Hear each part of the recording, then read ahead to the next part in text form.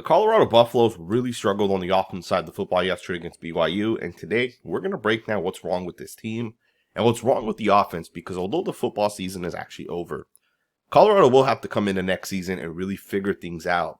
And to me, one of the big issues is going to be the offensive scheme, right? It's the offensive approach.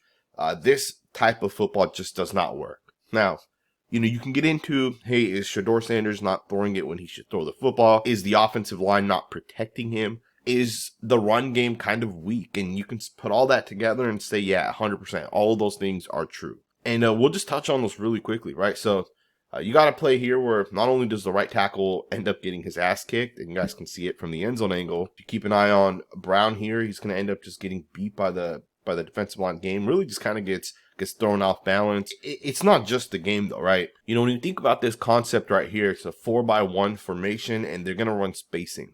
And we have to recognize that at some point, a spacing concept means the quarterback's going to take 3 steps, and on that 3rd step, he needs to have made a decision, and the ball needs to come out. And it has to be based off the defense, and it has to be based off of who takes who. And this is on the quarterback to get the ball out. So on this play here, for example, the ball has to come out. Now, Shedeur was not 100% sure with where the ball needs to go, and with that, the right tackle also ends up getting beat. Now, Shedeur does do a great job being able to create and pick up yards on a play that was not necessarily busted, but a guy really was not 100% open. Is anybody actually open within this concept? It's debatable that maybe Shedeur could have fit the ball in here before number 11 drops off. I'll just show you guys the play from the beginning so you can see exactly what number 11 does. You can see him right here lined up in the A gap. He's going to drop off. So maybe if the quarterback throws this quick enough, but even then, I think number 11 makes a play on the football. And then all the other guys are essentially covered. You also got to hold way down here on the bottom of your screen. That's not going to get called. So although Shedeur is expected to take 3 steps, throw the football, the guys aren't open. So I'm not sure exactly what you do. And this is kind of what you're going to see across the board, right? Some of the concepts, the spacing of the offense isn't perfect. Right now, there are moments where it is good, and I'll show you guys a couple examples. We're going to go ahead and look at this play right here. So you got a 3rd and about 2, and the offense needs to pick up the first down on this one, right? You got to be able to convert on 3rd and 2. These are the moments where, if you want to have success, you got to pick these up, right? These are money downs, and you're going to see that they're going to end up throwing this football essentially short of the sticks. Now, on this play here, you're going to essentially have a very similar route concept on both sides. Now, you have 3 guys over here. You only have 2 here. So there's going to be a slight difference. But basically, you're going to get what is called a sticks concept on the right side over here. Now, this guy could stop himself depending on the coverage. And then out here, you're going to basically get the slot guy to run towards the left side. And keep in mind, Shedeur is going to actually look to the left first. So if you guys keep an eye here on Shedeur, if you guys watch the helmet placement, he's going to take the football. He's going to look straight over here to the left. And sometimes these are the things that concern me with a guy like Shedeur. You do have basically 2 guys up here, right? And both guys are essentially in man coverage, or at least that's kind of what the look is at this point. In my opinion, what would have made a lot more sense for Shedeur is to target in on one of these 2 guys, depending on what the slot guy does. Because if you think about it, this linebacker is basically lined up in the box, right? Like he's maybe a yard outside of that offensive tackle. There's no way this guy's going to be able to cover this ground and pick this up. So I'm not sure why Shedeur wouldn't look to the right before he looks to the left. All right, ball gets snapped. I think you gotta make this read. You got to hit one of these 2 guys. So that's a pre-snap thing that he has to be able to recognize. I think you pick the first down up if you drive this football in right here at this exact moment. Again, not 100% sure what the offensive play call was. So maybe that's on Pat Shurmur.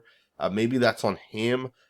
I'm not 100% sure, right? But the thing is like some of this offense just doesn't make sense to me, right? Why look to the left? And you can see it, right? You can look at this guy's helmet, and you can see as soon as he takes the football, he's going to look straight over to the left, and then he's going to come back over here to the right, and he's not really sure what to do, right? So to me, that's a bad concept, however you look at it, right? You're also not going to overcome this right here. There's like basic stuff right here as an offense. You can't have that happen right there. This is already 3rd and long, and you're just making it worse for your own team. And then on the very next play, you're going to end up giving up a sack. You're going to basically run a defensive line game up front. And just like that, quarterback comes down. So this is 3rd and long. So, of course, the play is going to be long developing. But if you're the left tackle here, I think Seaton's going to be a phenomenal football player as he continues to develop. He's obviously a true freshman. But these are just the little things he'll have to continue to clean up. You got to be able to pick that up right there. Let's get into the next snap. Alrighty, guys, you got another very, very interesting concept here. You're going to see that this play is going to basically go nowhere. I'm not 100% sure what the hell this is. I understand it's a shovel pass and they're trying to run it underneath the defense here. But it's just not blocked well and it's just not executed well at all. To me, this is a terrible design of a play. So first and foremost, the guy that's going to blow up this entire play is lined up essentially in the 3 technique. There is no way this block should not be made here by the right tackle. So as the play is going to begin, I'm not sure how you don't make that block right there at number 92. He basically blows up the entire play. If number 92 here ends up getting blocked, this play actually has a chance. To me, that's a terrible job by the design element of this play, right? Play does not work. To me, that's on the offensive coach. Keep an eye here on the left guard. It just doesn't get worse than this right here. To me, you got to be able to pick that up, right? That's just a really, really, really bad play.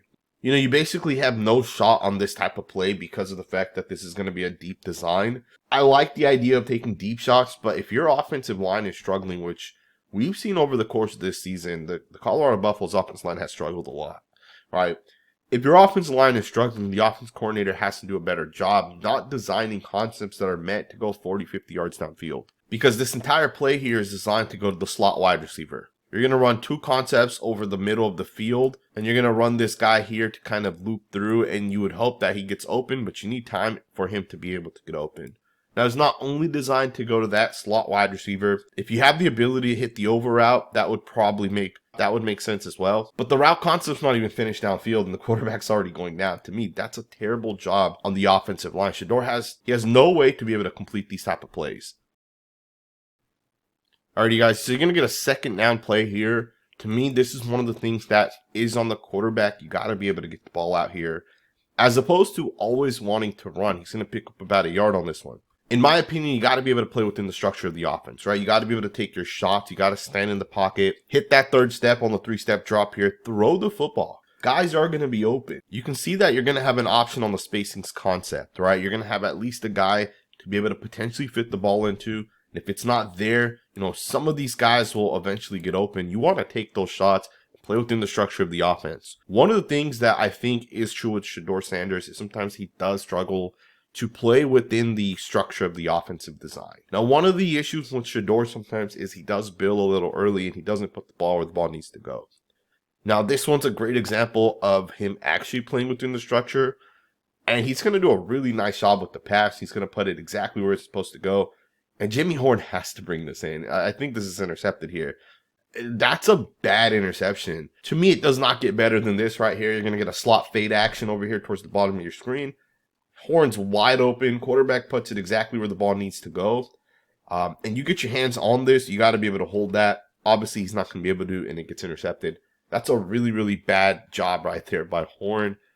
Terrible luck for the quarterback because you do a really nice job with the pass. The offensive line does a fairly good job as well. That's unfortunate right there. And here's another one. Travis Hunter's going to be wide open. Quarterback has to throw this ball. To me, you put this right over the top of these underneath defenders. There's definitely a passing lane within this one. And you pick up more yards than what you ultimately get, right? You're going to basically get a check down for basically no gain. You got to do a better job if you're the quarterback on this one. Yeah, I'm not sure why he didn't throw it. I mean, it looks like he looks right at him. He even considers it, and he does not throw the football there. He obviously saw the defensive lineman underneath it, but again, I think if he put it over the top, that should have been a completion. Could have been a better game than what it was, but you do get the 15-yard penalty. You get a little bit of luck on that one. You got a 3rd and 6, and you're going to get the quarterback to make a really, really nice pass. And this is one of the things I really like with Shedeur Sanders, man. You know, his play within the pocket, right, playing within structure is not great, right? It's going to be the one thing he has to work on. That's okay, right? Quarterbacks develop. That's a very, very normal and natural thing. You get better over experience. You get better in different offensive schemes. Some coordinators are better than others. But his ability to make plays with his legs is absolutely incredible, right? When he gets out of the pocket, I don't think there's a better quarterback coming out, or a quarterback in college, generally speaking, right now than Shedeur being able to throw the football on the run. And maybe it's because he's done this so much, or he's had to do it so much, right? But I mean, that right there is absolutely incredible. Again, very, very difficult thing to be able to do. But again, Shedeur's able to do it, and the pass is perfect. Right over the top of that linebacker right there. And Travis Hunter's going to catch the football, and then he's going to kind of do the rest. But again, just a really, really good job right there by Shedeur.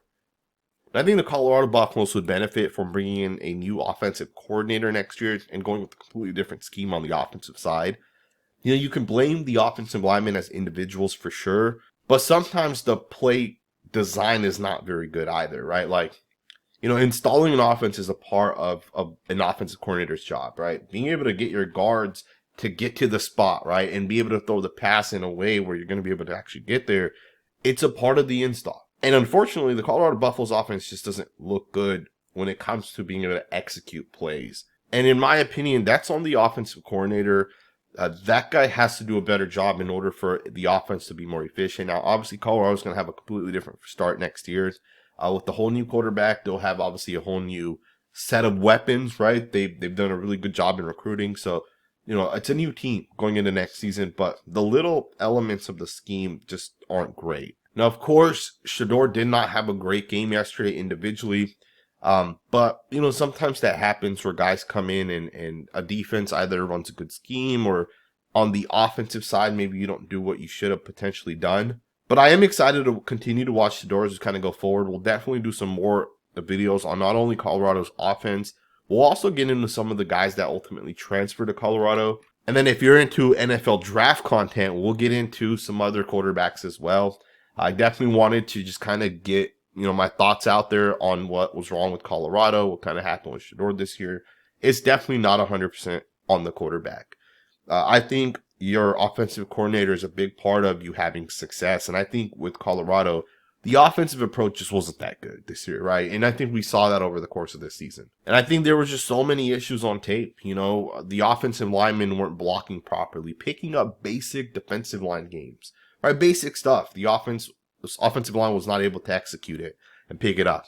At the same time, how often are you going to come out in 5-man protection when your offensive line struggles? And then why keep doing it as well, right? And that's the thing that never made sense to me. This isn't a true 5-man protection, but using a tight end so rare for the Colorado Buffaloes, to me, the offensive approach this year was bad. And that's on the offensive coordinator. And you don't want to fire your offensive coordinator in the middle of the season, because usually if you go ahead and make that change in the middle of the season, your season's basically over, right? So I agreed with Coach Prime not making that change. I know some people called for it a little bit. I hope you guys enjoyed this video. If you did, consider subscribing. We're going to be getting into a lot of content on this channel. Thumbs up, subscribe, and I will see you guys next time with another video.